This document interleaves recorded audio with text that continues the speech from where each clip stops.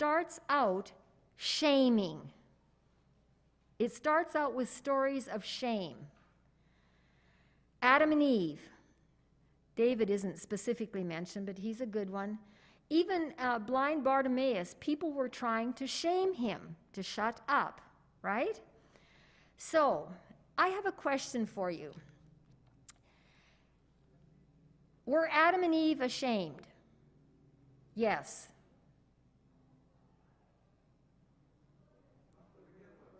What? Okay, well, why did they hide then, if they weren't ashamed? Okay, so if they hid because they went against God's orders, isn't that being ashamed? Now, is there something different about being ashamed and being shamed? Yes. Now, that's the difference. We shame other people, but when we do something wrong, I think it is a God-given response to be ashamed, and then we do something about it. Now, if we don't do anything about it, then we haven't learned anything. But I think every time we do something wrong, if we know it's wrong, aren't we ashamed of what we did? Isn't that what brings us to repentance? Okay, so this isn't in the lesson, but it's in this context. So we talk about, I'm thinking about 3 different people in terms of shame and whatever. So we have Peter in the courtyard denying Christ and then being confronted with the rooster crowing. Was he ashamed? Yes, he was ashamed. Did he do something about his shame? Yes. Did it end up okay? Why did it end up okay?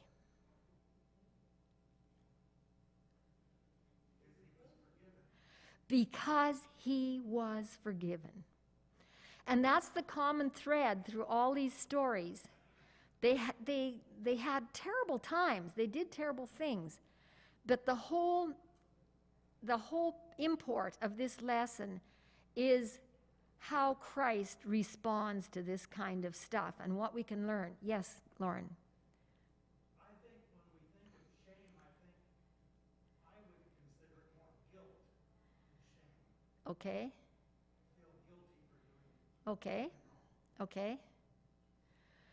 Now we're going back to the crucifixion again. What about Judas?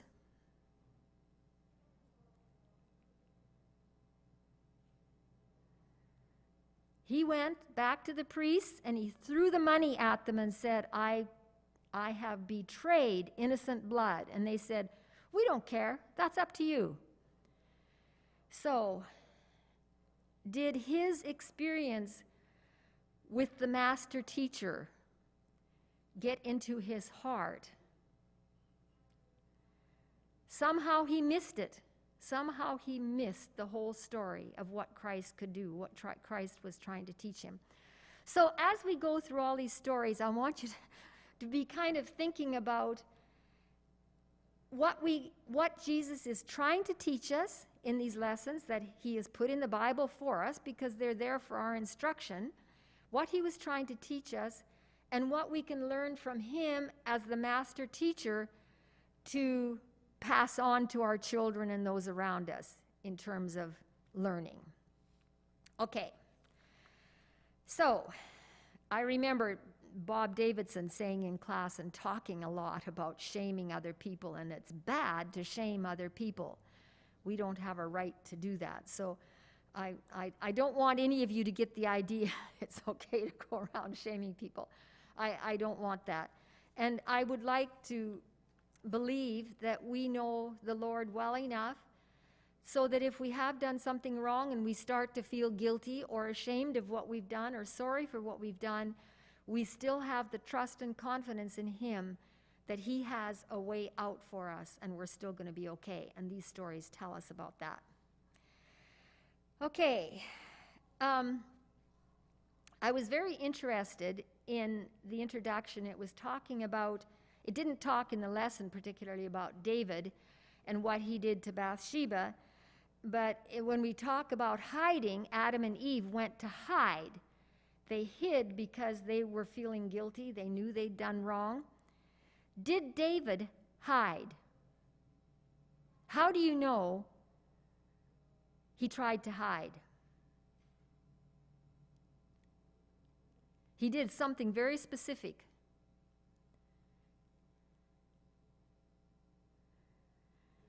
He called Uriah back and tried to get him to go home with his wife so that there would be an excuse for him, right?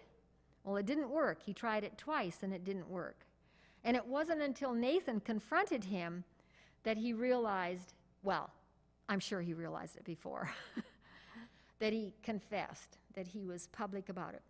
So it says in Psalm 32:3, a very interesting thing. It talks about David and the guilt that was pouring through him and that it affected the health of his bones. Did you know that guilt and depression are causes of osteoporosis? I did not know that until Doc Noyes had that thing about depression.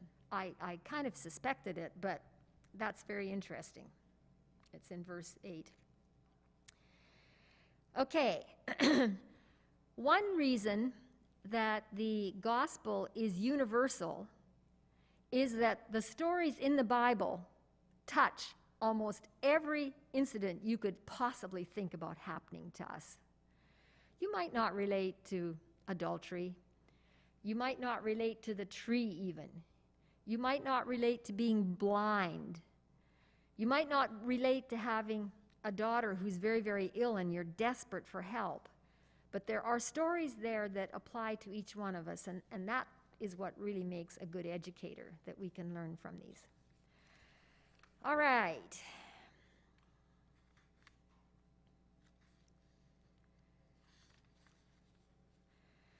In Sunday, we'll see how far we get in this lesson today. All right. Instead of hiding. So, why did God ask Adam and Eve, "Where are you?" Did he not know? Of course he knew. So why was he asking them? Give me some reasons. There's probably more than one. Why did he ask them?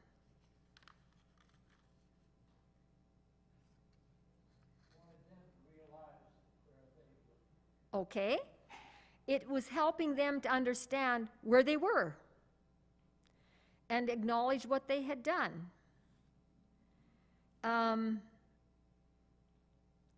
There's another thing. It's the first example I can find of Adam trying to blame Eve for giving the fruit. And as human beings, when we get ourselves in a jam, oftentimes we try to say, well, it was her fault or it was his fault, and don't want to accept responsibility for ourselves. Well, Eve did that too. She said, "Oh, the serpent did this." Of course, she didn't call him Satan, but she passed on the blame. And I think you're right. We often do that.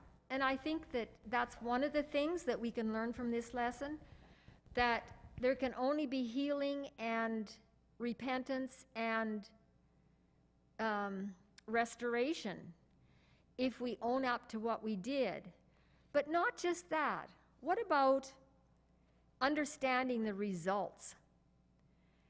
How long do you think it took Adam and Eve to really realize what the results of their action were? Reminded about it all the time. All this mess was their fault. Can you imagine the feelings they carried around with them all the time?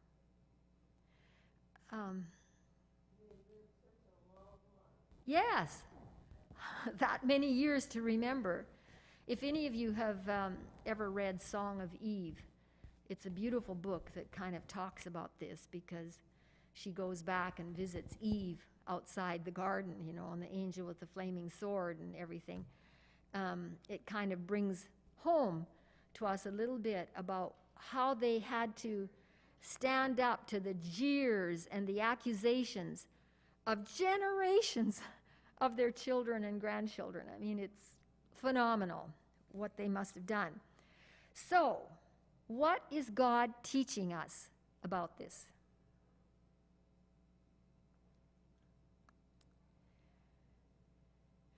It's all about teaching, about education. Why do we study this story about Adam and Eve?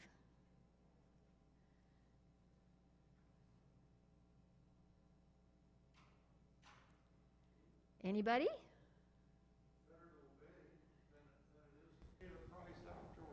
Okay, good. What were you going to say? Can't hear you.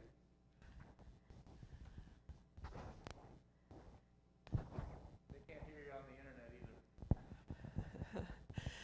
Well, I was going to kind of go along with what Nell said, but we study these things to try and avoid the same mistakes that were made. And I think that Adam and Eve, they were sorry their whole lifetime, and they had a number of generations to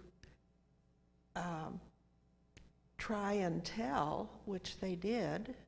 I think they tried to minister to all of those people so that they would avoid those mistakes. But of course, it wasn't always successful, starting with Cain, you know. So I'm sure they felt a lot of regret. The thing that I feel is the most important from this story is that God had a way of escape. That God had a plan for their restoration, for their forgiveness, for their salvation, that in spite of how horrendous this is, and we can read it and we can say, wow, I would never have done that, and look what they caused us to have to live through because of their mistake. We can do all that. But the really neat thing is that we don't have to hide because he already knows it, number one. You know, we think we can hide from God, but he already knows it. And Jesus is the solution. He has the solution right in his hand. And I think that's fantastic. And one of the things that came to me here is that the question, where are you, is a really good one to ask ourselves. In all kinds of situations, you know, if you've read the book by Charles Sheldon about what would Jesus do, they made a vow that they weren't going to do anything until they had asked, what would Jesus do? Well, that's another way of saying it. So I'm going out to a party. Where are you? Where am I? Should I be here? It just struck me that maybe that's what we should be hearing God ask us in our different circumstances too. And another thing was, this is sort of what AA does. It says, I see my condition, and it looks hopeless. So Adam and Eve saw their condition, and it looked hopeless. They were trying to hide. They knew they were helpless. There was no way they could get out of it on their own. But they did see that there was one who could help them and save them, and that was Jesus. So it's really a beautiful story, even though it started us out on this downhill road. It really is a good story. All right, then we're going to go to Jacob. If you want to read these stories, this is in Genesis 28, 10 to 17. And I have some questions for you before we actually get into his dream. Was Jacob going to get the birthright? Was that God's plan? Yeah, that was God's plan. So, did his mother have a right to try to orchestrate things? No. Neither did Jacob. No. Did Jacob know that he was perpetrating a lie when his mother tried to get him to dress up in Esau's clothes and all that? Sure he did. He said, oh, well, this isn't going to work because Esau's all hairy and my dad will know even though he can't see. And he tried to get out of it. But I think the first lesson this teaches us, before we even get into the dream, is that if God has a plan, let him work it out in his time. And I have no idea how this would have worked out if they hadn't tried to fix it or make it work the way they wanted. But I'm sure he would have, because when God says something, it'll come to pass. So that was one thing that kind of struck me, that we interfere too often. I went to a preach seminar by Florence Littauer, and it's for Christian authors and speakers and writers. And we were divided into little groups, and we were supposed to illustrate some spiritual truth with a little pantomime of some kind, a little skit.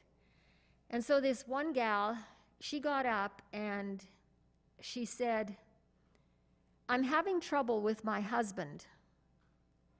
And so she had somebody stand in front of her representing her husband. And then she said, "I'm asking Jesus to help me, but Jesus is behind me. I need to get out of the way to let Jesus work for my husband without my interference.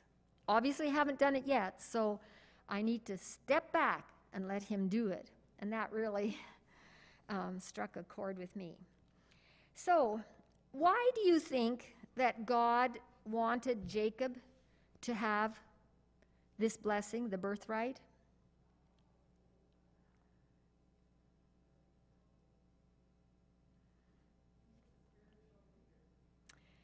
He was looking at the birthright from a spiritual standpoint. He wanted God's blessing. He wanted to be the spiritual leader. Now, how do you know that? It's very obvious later on when he meets Esau after he gets married and has all these kids and he's going back home. He does something that indicates to him that it wasn't the temporal. Esau was the temporal. He wanted the wealth. Jacob wanted the blessing and the spiritual part of it. So how do we know that?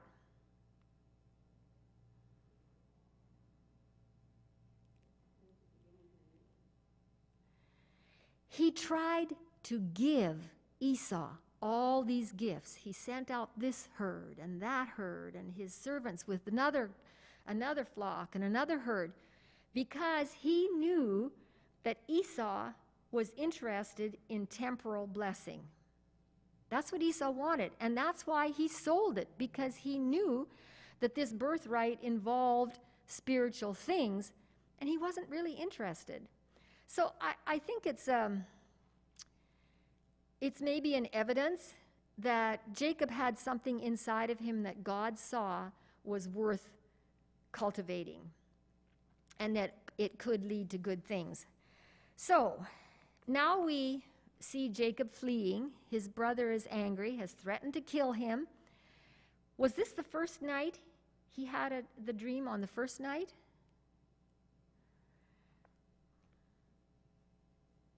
We don't know, really, right?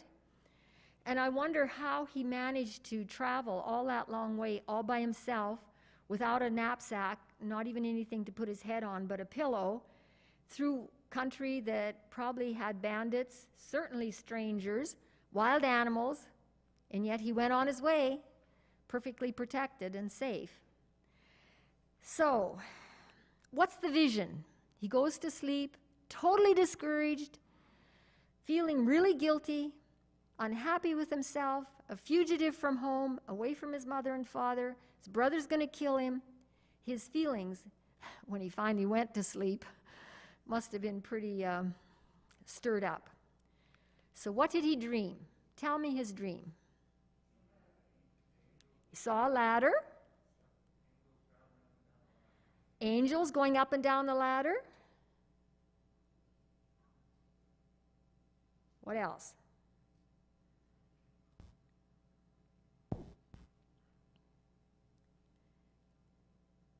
Did anybody say anything? God talked to him. What'd God say? God of Abraham, I did. looking at verse 13 of chapter, 28, verse 13. I am the Lord, the God of Abraham and Isaac, he said. He saw the Lord standing beside him. I will give to you and to your descendants this land on which you are lying. They will be as numerous as the specks of dust on the earth. They will extend their territory in all directions, and through you and your descendants, I will bless all the nations. Remember, I will be with you and protect you wherever you go, and I will bring you back to this land. I will not leave you until I have done all I have promised you. Can you imagine the load that lifted off his shoulders to have that said to him? You've been a really naughty boy, but come here, let me give you a hug. I won't leave you. I'll bring all these things to pass. I'll give you every blessing I promised. It makes me cry just to think about it almost, how fabulous this must have been. And he wakes up and he thinks, God was in this place and I'm still alive. It's an awesome place. And so his attitude, his feelings, his thoughts were completely turned around because Jesus sent this message. The master teacher was educating him, if you want to put it that way. So, what can we learn about this story in terms of Christ being a teacher? What is he trying to teach us? Okay, he'll always be with us. Excellent. Another one? He forgives us. He forgives us. He is always trying to reach us. Heaven to earth, earth to heaven. He's always trying to reach us. No matter what we've done, no matter where we are, he's always trying to reach us. It's a beautiful.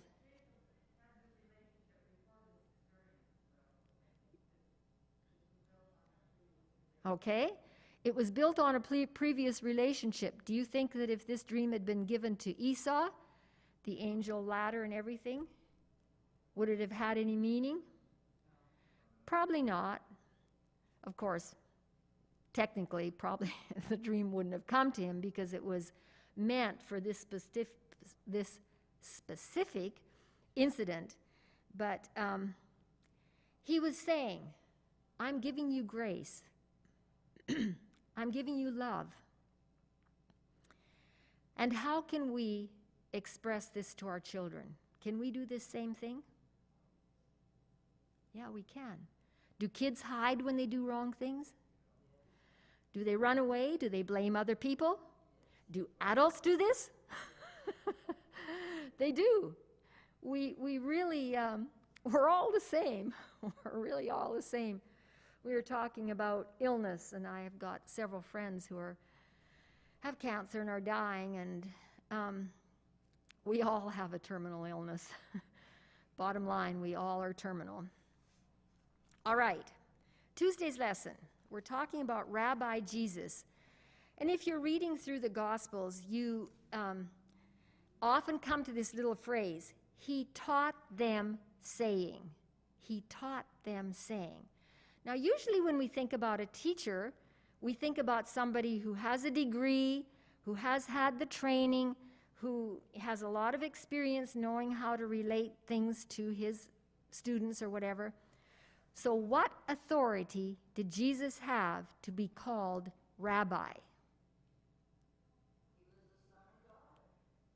Well, I don't know that. I'm just a flunky out in the field. How do I know he's the Son of God? Give me a Bible text that tells me authority. If you can't think of one, I'll tell you where to turn.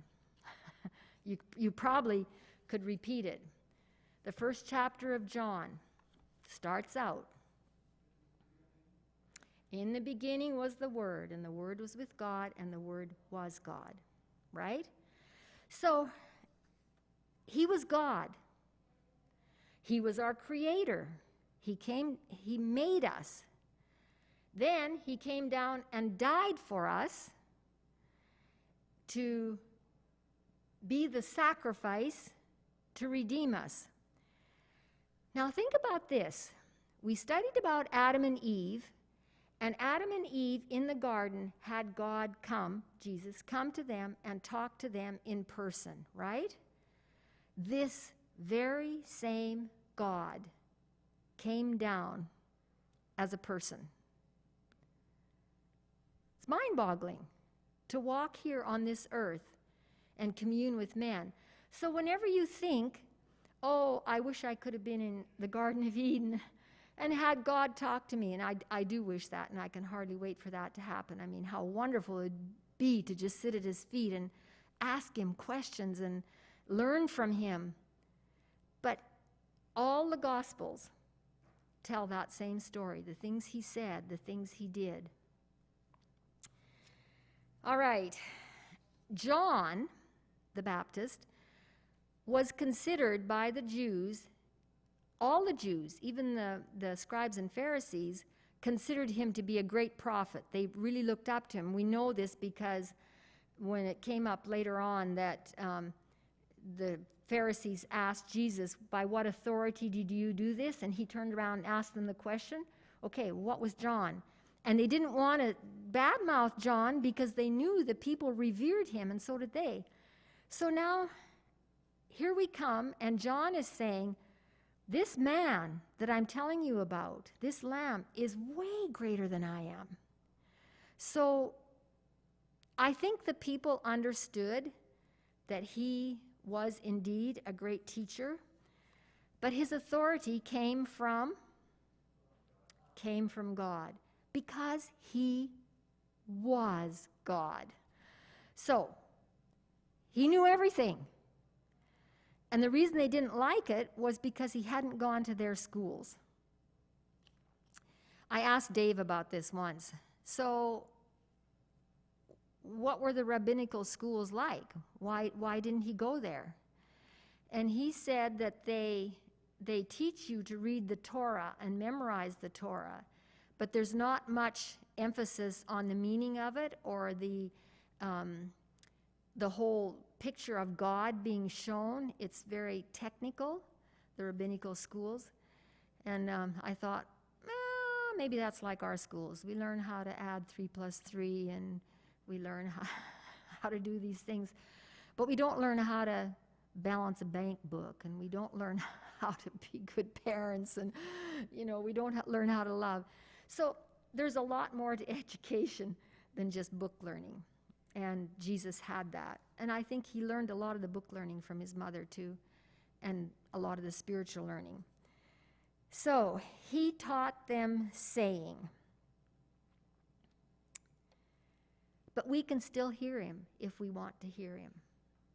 He can still teach us if we want to listen. We can still learn. Yes?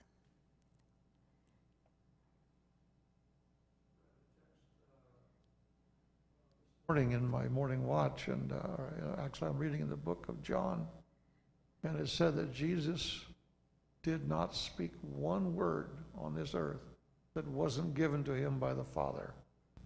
That's a pretty close connection. Well, we know that at the end of time, Christ said, don't worry about what you're going to say, because I will give you the words to say when it's right. But I think we have to be willing to let them be said through us. We have to be willing to be open to what he is impressing us to do. And I asked Dave a question yesterday about something that was puzzling me, whether I should do it or not, connected with the camera club. And he said, well, what's God telling you to do? So, I had prayed about it, but it was an interesting question, and I think that there are a lot more messages that would come to us if we really were asking and willing to listen.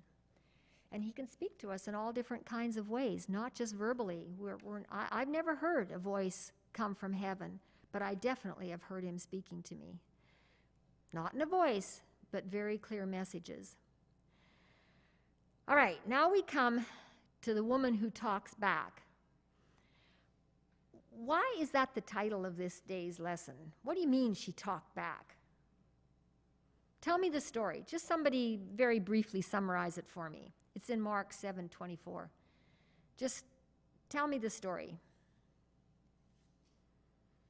What happened?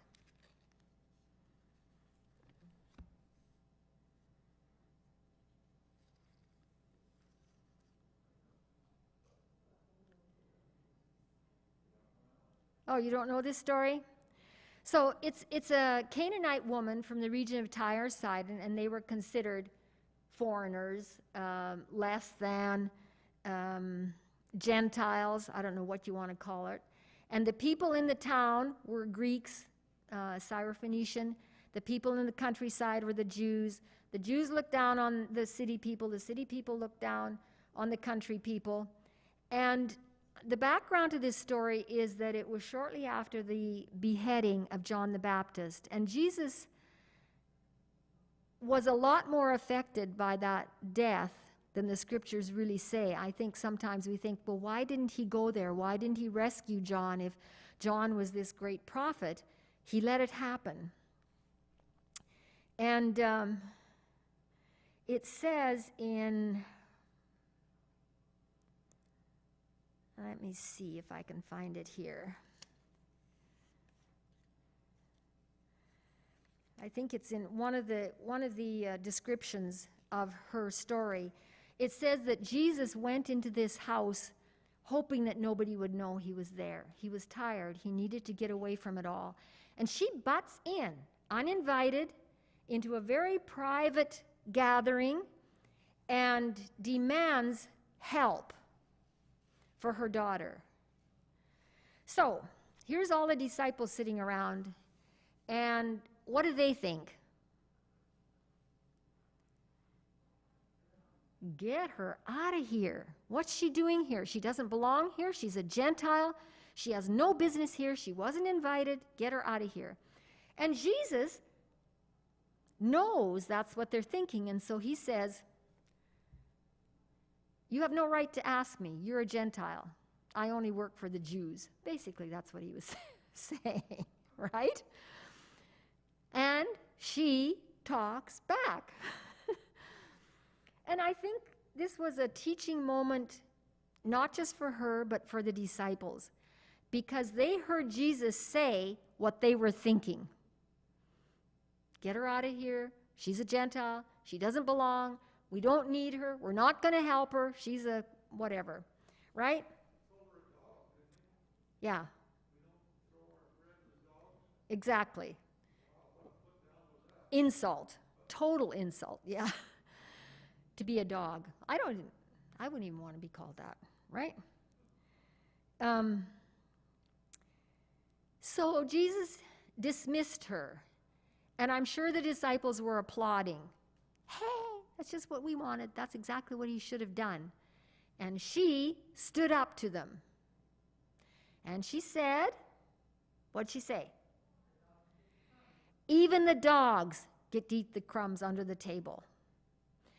And then Jesus said, you have a lot of faith. Your daughter is going to be healed. What a wonderful ending to the story. Now, what was Jesus trying to teach the disciples? Okay? Okay? Everybody's welcome. Don't put anybody down. What was he trying to teach that woman? Don't give up. Don't give up? Keep asking God until you get the answer. Okay? Even beyond that, you're just as important as the Jews are. I'm going to take care of you just like I take care of them. My salvation is for everybody. So, what if you ask and it doesn't happen? Then what? See, that's where the problem comes.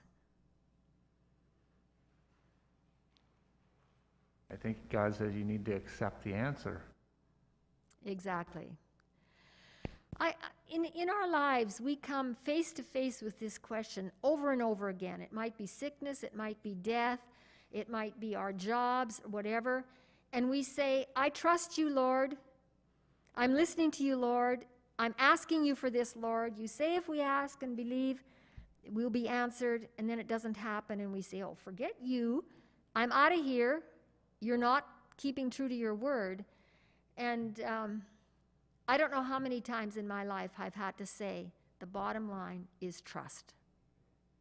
The bottom line is trust. I don't know the end from the beginning. Did Jacob know what was going to happen to him? No. He thought his brother was going to kill him, and that was to be the end of the story, right? But God had a plan, yes. I thought of Job in this context of this particular part of the lesson. Exactly. I thought of Job in context of this lesson, of this day's lesson, because Job, I mean, he lost his wife, and all of his children, all of his cattle, everything, and then he got all those sores, and his good friends supposedly were disparaging him, telling him to curse God. And the thing that stood out in my mind was what I remembered was that he says, though, and this is faith, absolute, bare, raw faith, though he slay me, yet will I do what? I will trust him. I will trust him. And that's the kind of faith that I ask God for when I'm faced with trials that I don't know the answer to. Yeah. When I lost my son 12 years ago, I just, that's all I had to do. I have to trust God that he knows the end from the beginning. I don't know why. Because without that trust, you get despaired and discouraged, and I don't want to be discouraged. Yeah. But I just trust him. You know, that's what I ask for God is, give me that trust that Job had. I wasn't planning to share this, but after Les died, whenever anything bad happens, of course, I'm sure everybody does this unless they're superhuman. And it was why? Why? Why did this happen? When, you know, we're over here being missionaries and we're doing this and doing that. Why did it happen? And somebody said, well, aren't you trusting God? Don't you believe in God? And I came to the thought that the very reason I was asking him why proved I believed him. So that gave me some encouragement, but it still came down to trust. It still comes down to trust. You have to keep trusting. And we will never know why. There are all kinds of whys in our lives, and we will never know the why until we get to the kingdom. And I'm absolutely certain, I can guarantee, I put my life on the line to answer this, that when we get there, we will be satisfied. We will have the answers. We will know exactly why all these things happened, why the trials came to us. And they come once and we fail, they're going to come again. And they're so get it the first time, get it right, right? And Jesus said to her, let it be as you desire. And of course, her desire was for her daughter. It's interesting to put all of these things in context to our learning experiences now in our families, in our homes. What do we do when our kids keep asking us and asking us? You know, and sometimes we have to do like God. The answer is no. The answer is no. Then there's the student who gets it. This is the story of blind Bartimaeus. Blind Bartimaeus. And it's in Jericho, and the crowd is coming, and he can't see, but he can hear, and he's asking, what's happening? What's happening? And they say, oh, Jesus is coming. And he had heard enough about Jesus, so he must have known what Jesus could do for him, right? And so he starts to holler, help, help, over here, I need you, I need you. And what do the disciples and all the crowd do? Be quiet. He doesn't want to deal with you. Just be quiet. Did it work? So why did he keep on? This is sort of like the story before. Why did he keep on? Exactly. Yeah, and he wanted something bad enough to not give up. He didn't Keep care what asking. other people thought. Right. Yeah, he wanted it bad enough. So I have, in another version here somewhere, I have been studying out of my old King James as well because I'm more familiar with the words there. And sometimes the different versions have a little different meaning. And in this story of blind Bartimaeus, let me see if I can find it here, 10 verse 49. After Jesus said, "Bring him to me," they called him, the crowd, the disciples, I don't know who, they called him, saying to him, "Be of good comfort, rise, he calleth thee." Now that's the only version where they come to him and said, "Don't worry, he's asking for you, come." Now, what made them change their mind? Just a few minutes before, they were saying, "Be quiet, we don't want to hear you. Get back down on, you know." What made the difference? Christ called for him. They revered him as the teacher. They trusted him. And Christ was not just speaking words of wisdom and teaching them, he was acting them. And I think that's really important for our own teaching and our own way of passing on God's wisdom to our children. We have to be doers of the word as well as speakers of the word. But I thought this was so interesting, and I'd never noticed that before. All of a sudden, everybody's anxious to help him. Now, what a switch, right? A little bit hypocritical, I think. But anyway, Jesus called him and healed him. And then what did he do? What did Bartimaeus do? He followed. He followed Christ. So Christ answered his prayer, and he did something about it. He acted on it. He didn't go back to begging. He didn't go back and forget about what Jesus had done. He pulled it into his life, and it resulted in actions. And I'm sure that wherever he went with Jesus, do you think he shared his story? Do you think that story made any difference to anybody else? The encouragement it must have brought.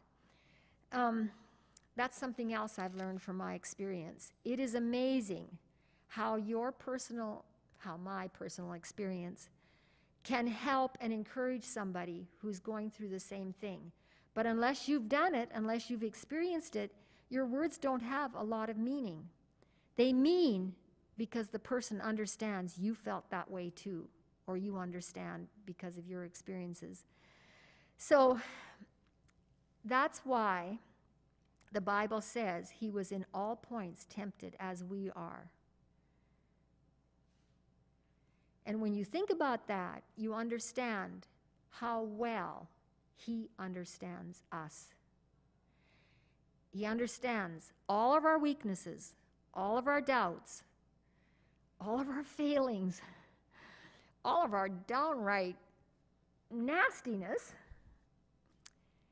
and he still chose to come and do something about it. That is, thank you, Lord. That's all we can say is thank you, Lord. Okay. He would not be silenced. And when we ask for God in that same way, we will not give up. We will not be silenced. That's what you said, Steve. That he just was insistent. He kept on. That Jesus hears. He asks for us. And the people around us, their attitudes change too. There's an interesting verse in Hebrews 5. And if somebody has their Bible, if you'd read Hebrews 5, 12 to 14. It's a little bit obscure, but it's got an interesting point in it about teaching. Anybody have that? Hebrews 5, 12 to 14.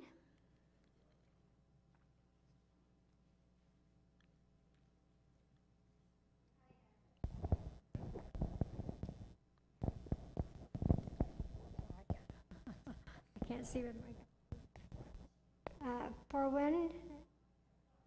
For the time ye ought to be teachers, ye have need that one teach you again, which be the first principles of the oracles of God, and are become such as have need of milk and not of strong meat. For everyone that uses milk is unskillful in the word of righteousness, for he is a babe. But strong meat belongeth to them that are of full age, even those who by reason of use have their senses exercised to discern both good and evil. Okay? I'm going to read it in another version. There has been enough time for you to be teachers, yet you still need someone to teach you the first lessons of God's message. Instead of eating solid food, you still have to drink milk. Anyone who has to drink milk is still a child, without any experience in the matter of right and wrong. Solid food, on the other hand, is for adults who through practice are able to distinguish between good and evil. So that brings us right back to the Garden of Eden. That tree of knowledge of good and evil opened Adam and Eve's eyes to what evil was like. And our experience shows us what is right and wrong, our adult experience.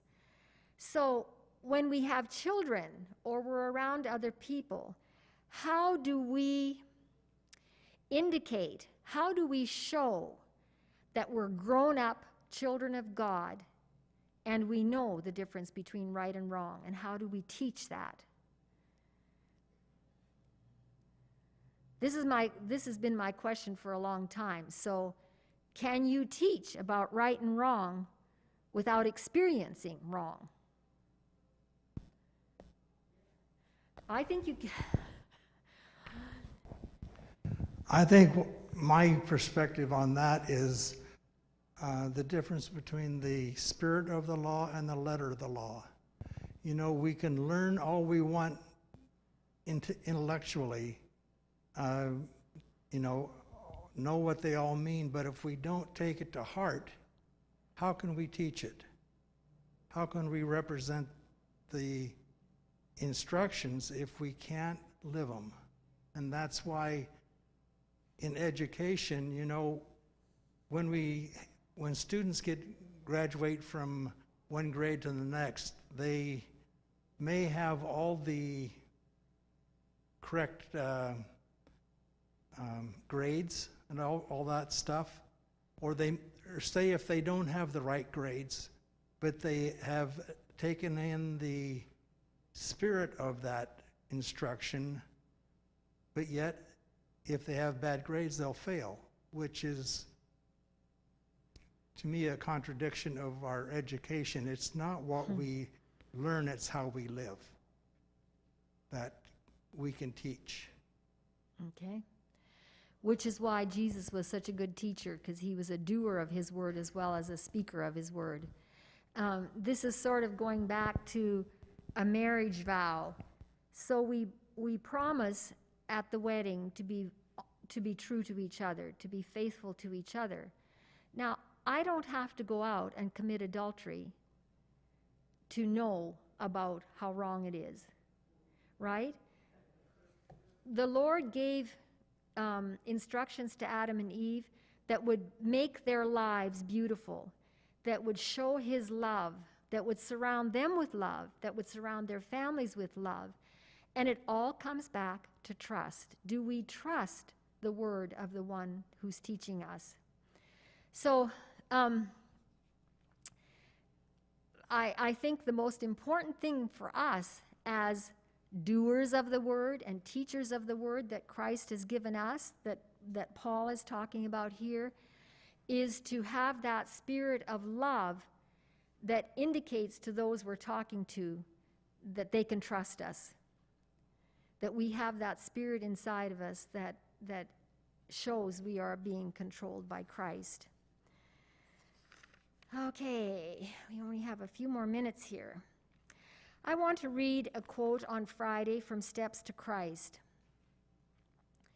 Ellen White tells us that when we truly respond to the Master Teacher, quote, we long to bear his image, breathe his spirit, do his will, and please him in all things. In the company of Jesus Christ, duty, she says, becomes a delight. And that's what he's taught us in all of these things, that when we try to do his will, when we accept his will for us, when we ask for his indwelling spirit, it does become a delight. And that's why it gives us the example of Bartimaeus, because when it came to him personally, he followed. The disciples followed. It became his delight to do what Jesus wanted. There was a couple of other questions here. Question 2 under the discussion questions. Is the question of where you are on life's journey purely personal, or might it be helpful to discuss this with people you trust?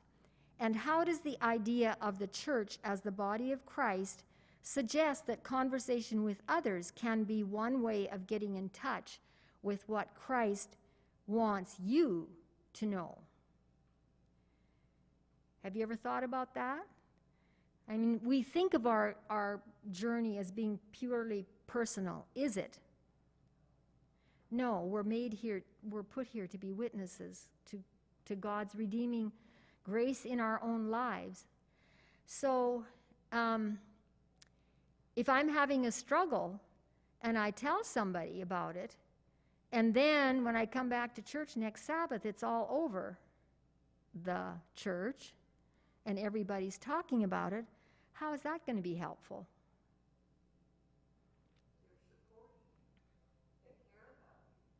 Not if they're telling everybody. So, you have to be somewhat careful who you're going to talk to. You have to be able to trust them. Well, isn't that what it is with Christ? We come to him with our failures and our problems because we trust him. We know he will not fail us. He's promised that. He will be with us all the time. So, to me, the whole lesson this week, the thought that he's trying to teach us, the thing that we need to learn is that no matter where we are in our lives, whether we've done right or wrong, Christ is there to redeem us. And we can trust him to do that. Does anybody else have a thought for what they got from the lesson before we close?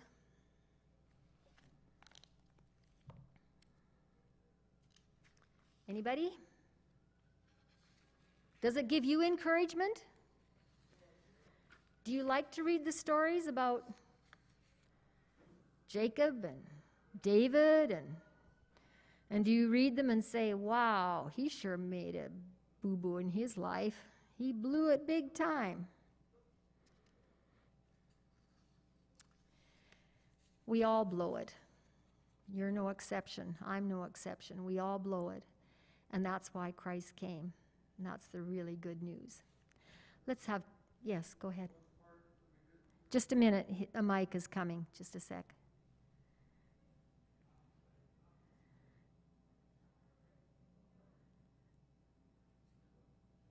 One part of the lesson we didn't touch on, that was Matthew 5, 6, and 7, where Jesus gave examples of what we should do to live life in harmony with his rules. And the Beatitudes in Matthew 5. The Sermon on the Mount. Sermon on the Mount, and then divorce and love for our enemies and helping the needy. Matthew 5, 6, and 7, and not judging others, because we judge with the same rules that we judge others, so we have to be careful. Yeah. Who we judge. Yeah. Better not to judge. Yeah. Yeah. He says he's the judge. Yeah, I did not mention, I had it in my notes, that the Sermon on the Mount is the most wonderful illustration of teaching that you could ever ask for, the most wonderful example of what a good rabbi, a good teacher would teach. So summarize the Sermon on the Mount in one word. Love. Isn't it love? If you love, you don't judge. If you love, you won't take somebody else's wife. If you love, you won't do this.